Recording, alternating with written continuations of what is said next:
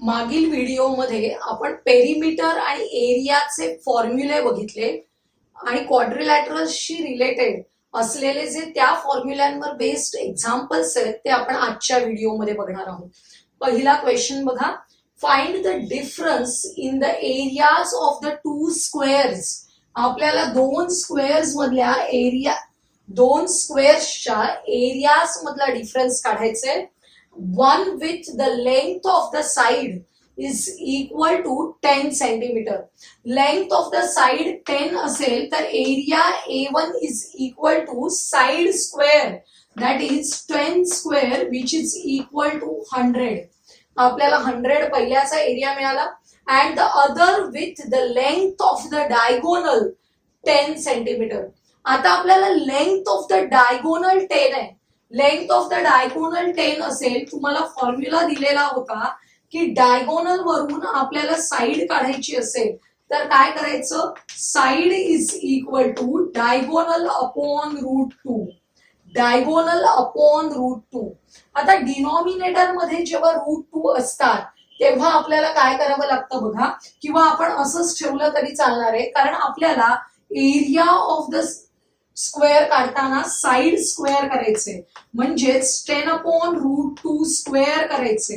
Area of the second square is equal to, that is A2 is equal to 10 upon √2 square.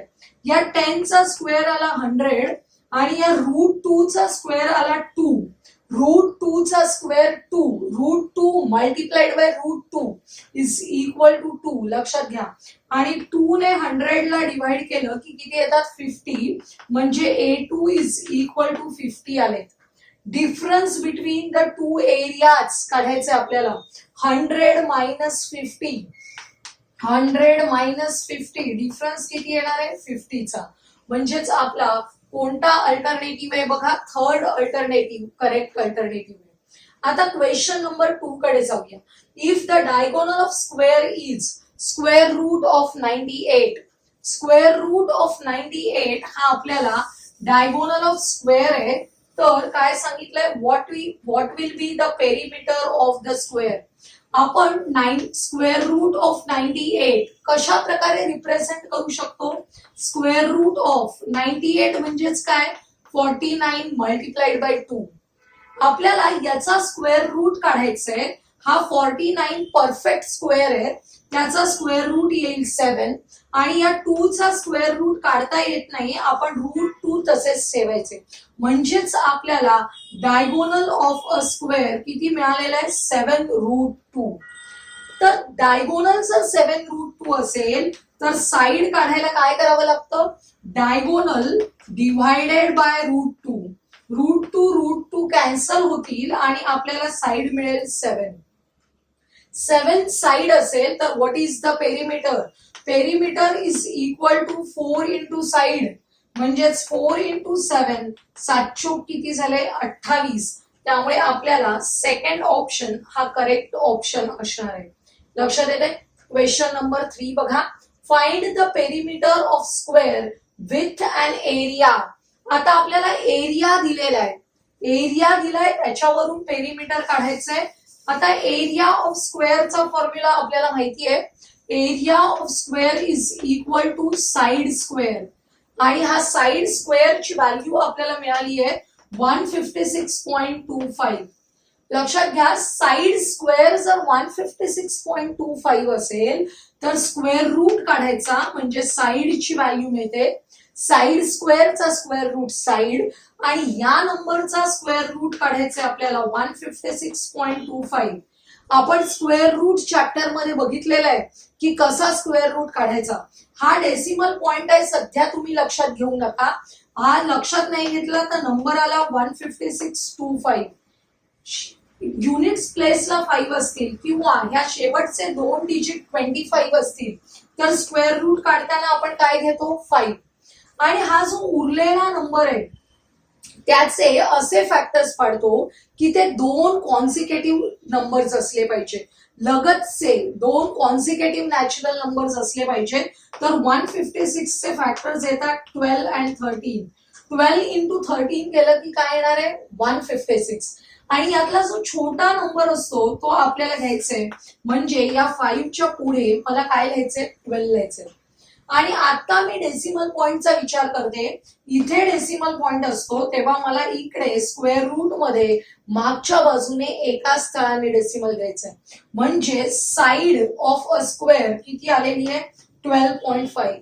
आपल्याला काय काढायचंय, perimeter काढायचंय. Perimeter काढण्यासाठी आपल्याला याला 4 ने मल्टिप्लाय करावं लागेल. 12.5 मल्टिप्लाइड बाय 4 केले आपल्याला 50 येणार आहे. म्हणजेच आपला फोर्थ अल्टरनेटिव्ह करेक्ट आहे. लक्षात येते. क्वेश्चन नंबर 4 बघा. What is an area of rectangle. आता आपण रेक्टँगलचं एक्झाम्पल बघतोय. What is an area of rectangle whose length is. मी एक फिगर काढते मुद्दाम इथे.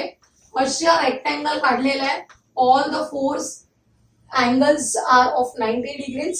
Length of the rectangle is 3x plus 1 and breadth of the rectangle is 2x minus 1. 2x minus 1. आपल्याला काय सांगितलंय, and the perimeter is 90. Perimeter दिलेला आहे आपल्याला 90.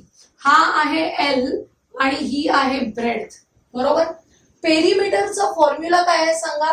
2 into length plus breadth is equal to perimeter. आपल्याला पेरिमीटर ऑफ रेक्टँगल दिलेला आहे 90. 2 into length plus breadth is equal to 90. हा 2 इथे मल्टिप्लाइड बाय आहे, ऑपोजिट साइडला जाऊन डिवायडेड बाय होईल. 90 divided by 2 that is 45. Length plus breadth is equal to किती आले, 45. आता आपण लेंथ आणि ब्रेडच्या व्हॅल्यू इथे सबस्टिट्यूट करूया. लेंथ आहे 3x plus 1 आणि ब्रेड्थ आहे 2x minus 1 which is equal to 45 दिलेला आहे. हा +1 -1 कॅन्सल झाला. 3x plus 2x 5x is equal to 45 म्हणजे x ची व्हॅल्यू आली 9. लक्षात येते. x ची व्हॅल्यू 9. याचाच अर्थ यातला जो x आहे तो 9 आहे. आपल्याला लेंथ अँड ब्रेड्थ काढता येणार आहे. Length is equal to 3 into 9 plus 1. 9 त्रिक 27 अधिक 1 किती झाले, 28. आपल्याला ब्रेड्थ काढायची आहे. 2 into 9 म्हणजे 2 9 18. 18 वजा 1 किती झाले, 17. अशा प्रकारे लेंथ आणि ब्रेड्थ मिळाल्यानंतर आपल्याला काढायचंय एरिया ऑफ रेक्टँगल. एरिया म्हणजे काय करायचंय, या दोघांचं मल्टिप्लिकेशन करायचंय. लक्षात येते.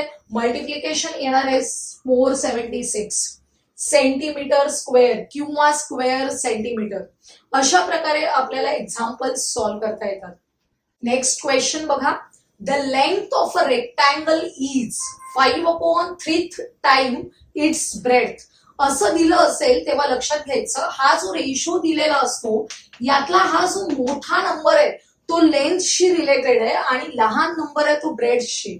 म्हणजे लेंथ इज टू ब्रेडचा ratio L is to B चा रेशो किती असतो, 5:3.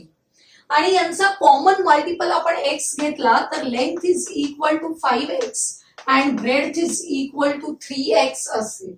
लक्षात येते. काय दिलंय, if the perimeter is 96 centimetre. Perimeter दिलेला आहे 96. पेरिमीटरचा फॉर्म्युला काय, 2 into length plus breadth is equal to perimeter which is equal to 96. आता हा 2 मल्टिप्लाइड बाय आहे, अपोजिट साइडला जाऊन डिवायडेड बाय होईल. 96 डिवायडेड बाय 2 48 येतील. म्हणजेच length plus breadth is equal to 48.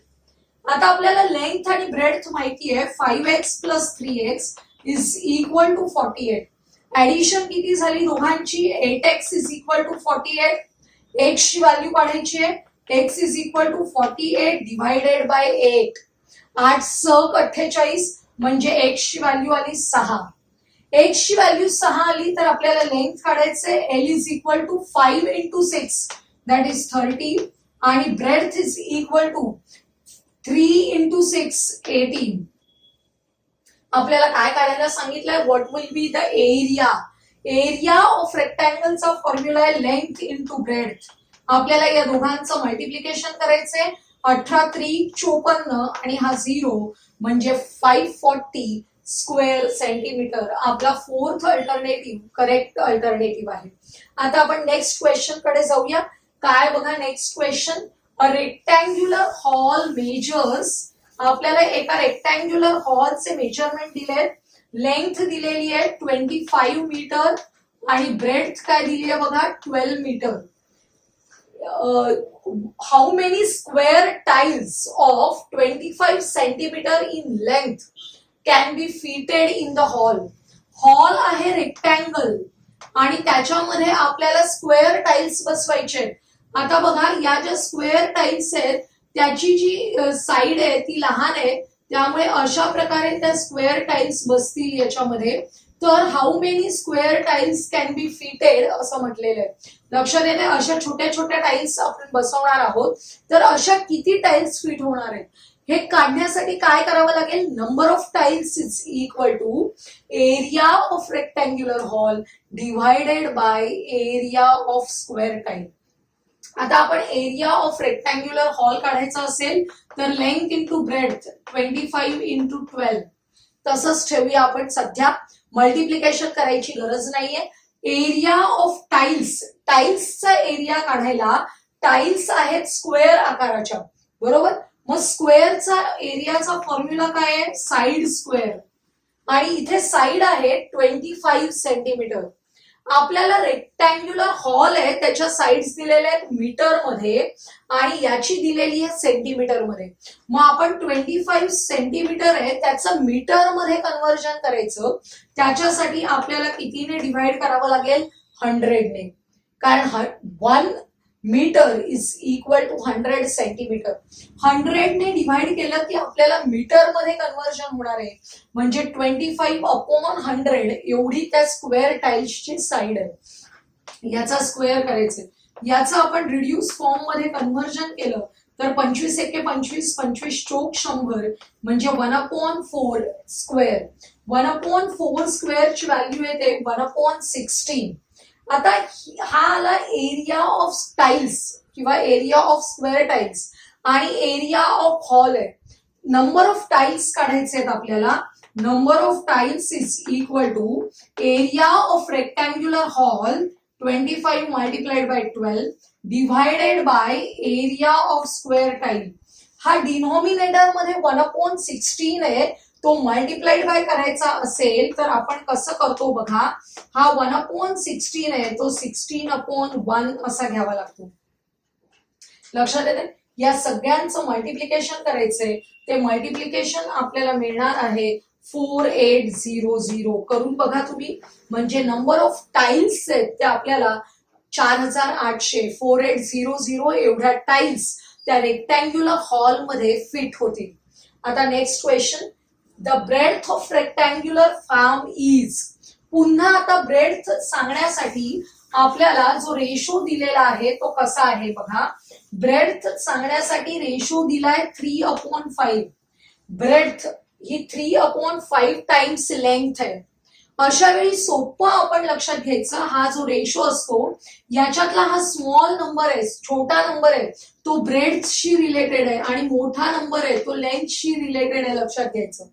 म्हणजे जर कॉमन मल्टिपल एक्स घेतला तर याची लेंथ आली 5x आणि ब्रेड्थ आली 3x. त्यानंतर आपण पुढचा प्रश्न वाचूया.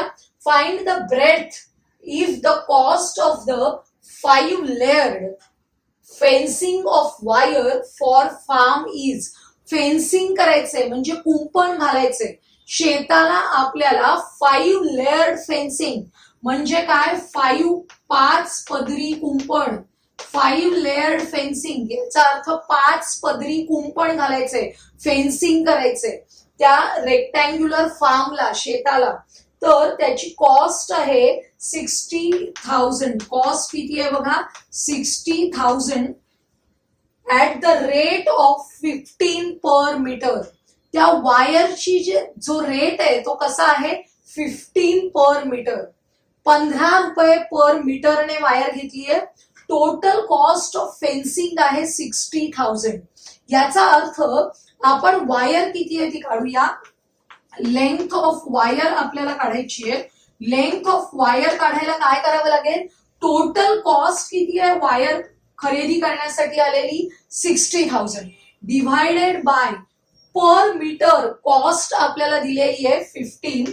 15 एक्के 15, 15 चोक 60 म्हणजे 4,000 हे आपल्याला लेंथ ऑफ द वायर मिळालेली आहे मीटर मध्ये. 4,000 मीटर वायर लागलेली आहे. आणि किती पदरी कुंपण घातलेलं आहे? 5 लेयर्ड फेन्सिंग, 5 पदरी कुंपण. मग एक रेक्टँग्युलरला एकदाच फेन्सिंग करायचं असेल तर किती लागेल? आणि रेक्टँग्युलर आहे त्याला एकदा फेन्सिंग करणं म्हणजेच काय काढणं? त्या रेक्टँगलचा पेरिमीटर लक्षात घेतं. म्हणजेच perimeter of rectangle is equal to, perimeter काढायला आपल्याला ही जी लेंथ ऑफ द वायर मिळालेली आहे 4,000 त्याला 5 ने डिव्हाइड करायचंय. का? कारण 5 लेअर फेन्सिंग केलेलं आहे. म्हणजे एका लेअरच्या फेन्सिंग साठी लागणारी वायर म्हणजेच पेरिमीटर ऑफ रेक्टँगल काढायचा 4,000 डिव्हायडेड बाय 5 करून. बघा 5 एके 5, 5 48 म्हणजे 800 मीटर हा त्याचा पेरिमीटर आहे. आता पेरिमीटर काढायचा फॉर्म्युला आपण लक्षात घेऊया. पेरिमीटर काढायचा फॉर्म्युला आहे 2 into length plus breadth is equal to perimeter. तो पेरिमीटर मिळालेला आहे 800. आता या 2 ने इथे डिव्हाइड करायचं म्हणजे लेंथ प्लस ब्रेडची व्हॅल्यू आली 400. आपण लेंथ आणि ब्रेड्थ चा आपल्याला रेशो माहित असल्यामुळे लेंथ आहे 5x आणि ब्रेड्थ आहे 3x is equal to 400. Addition झाली 8x is equal to 400. x ची व्हॅल्यू काढायला आपल्याला काय करायचंय? 400 divided by 8.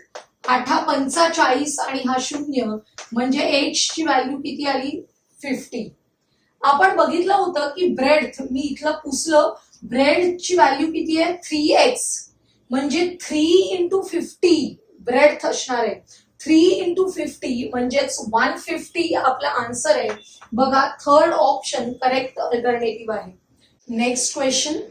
There is a 2.5 metre broad path along the sides of the swimming pool which is 30 meter long and 15 meter broad.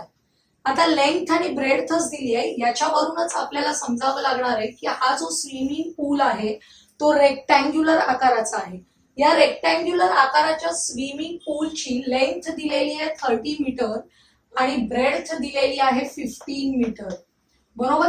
या पूलच्या बाहेर आपल्याला 2.5 metre broad path आहे. हा जो पूल आहे त्याच्या बाहेर अशा प्रकारे एक रस्ता तयार केलेला आहे. या रस्त्याची जी रुंदी आहे ती 2.5 मीटर आहे. जेव्हा ही रुंदी असते तेव्हा या चारी बाजूंना तेवढीच असते, हे लक्षात घ्या.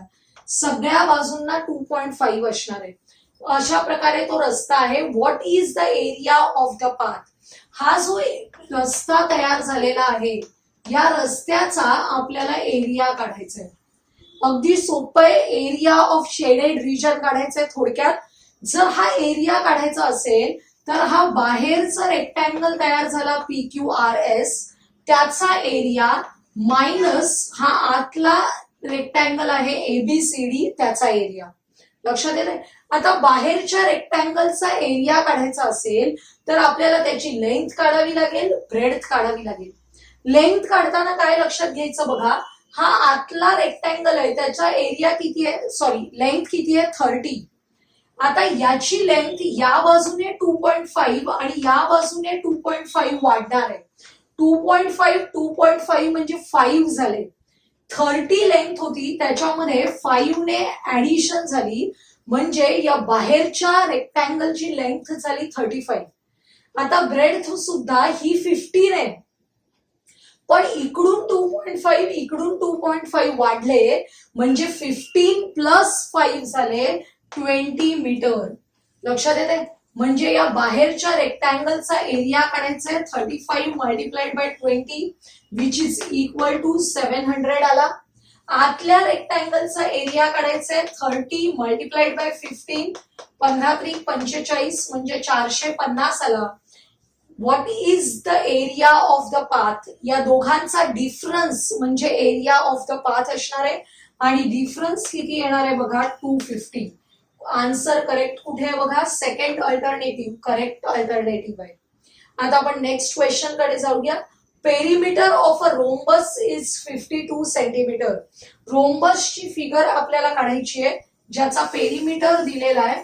रोम्बस म्हणजे काय तुम्हाला माहिती आहे, all the four sides are congruent असा पॅरलेलोग्राम म्हणजेच रोम्बस. बघा हा रोम्बस आहे, याचा पेरिमीटर म्हणजे सगळ्या साइड्सची ऍडिशन दिलेली आहे 52. All the four sides are congruent म्हणजे each side is equal to 52 divided by 4. किती येणार आहे 13 सेंटीमीटर. ही प्रत्येक साइड कितीची आहे 13 सेंटीमीटरची आहे. आणखी काय दिलंय, its diagonal is 10. One of the diagonal is 10. एक डायगोनल 10 आहे.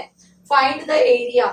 तुम्हाला माहिती आहे एरिया काढायला half into D1 multiplied by T2 करावं लागतं. D1 D2 हे त्याचे डायगोनल्स आहे. आपल्याला एकच डायगोनल दिलेला आहे, दुसरा डायगोनल काढायचंय. बघा या फिगर मध्ये आपण हे दोन डायगोनल्स काढूया. यातला हा छोटा डायगोनल आहे, हा डायगोनल समजा आपला 10 आहे. तर तुम्हाला डायगोनल्सची प्रॉपर्टी लक्षात घ्यायची आहे. Diagonals of rhombus are perpendicular bisectors of each other. म्हणजे इथे परपेंडिक्युलर असणार आहे आणि हा पार्ट इक्वल आहे, हा पार्ट आणि हा पार्ट इक्वल आहे.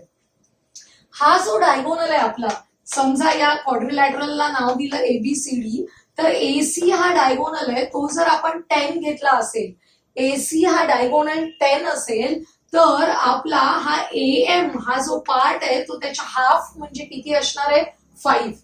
आता हा फक्त एवढाच राईट अँगल लक्षात घ्या ज्याच्यामध्ये हायपोटेन्यूज 13 आहे, वन ऑफ द साइड 5 आहे. तर ही रिमेनिंग साइड BM किती असणार आहे 12. आणि ही BM जर 12 असेल तर DM पण किती आहे 12. याचाच अर्थ हा BD डायगोनल आहे तो 2 इंटू 12 24 आपल्याला BD मिळालेला आहे. म्हणजेच आपण एरिया ऑफ द रोम्बस काढतोय half into D1 into D2. पहिल्याच डायगोनल 10 आहे, दुसरा डायगोनल आहे 24. लक्षात येत आहे, या दोनाने डिव्हाइड केलं 12 इंटू 10 दॅट इज 120. म्हणजेच आपल्याला एरिया मिळालेला आहे 120 square metre. Fourth alternative correct alternative आहे. आता नेक्स्ट क्वेश्चन बघा. The area of trapezium is. आपल्याला ट्रॅपेझियमची फिगर लक्षात घ्यायची आहे. ट्रॅपेझियम कसा असतो, ज्याची only one pair of opposite sides is parallel असा ट्रॅपेझियम आहे. बरोबर. काय दिलेलं आहे याचं एरिया दिलेला आहे. एरिया आहे 216 स्क्वेअर सेंटीमीटर. तर इफ द हाईट इज 6, ही जी हाईट आहे ती दिली आहे 6 सेंटीमीटर. आणखी काय दिलंय, length of one of the parallel sides is 32. Find the other side.